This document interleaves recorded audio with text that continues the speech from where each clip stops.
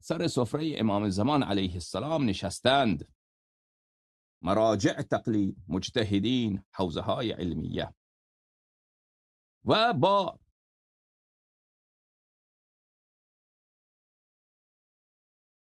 تحمیل این نظریه بر مردم که ما وارثان پیغمبر صلی الله علیه و آله و سلم هستیم و ما مترجمین اهل بیت علیهم السلام هستیم و ما سخنگویان اسلام هستیم و بقیه باید از ما اطاعت بکنن و گفتن این عمامه ما عمامه پیغمبر صلی الله علیه و آله و این لباس ما لباس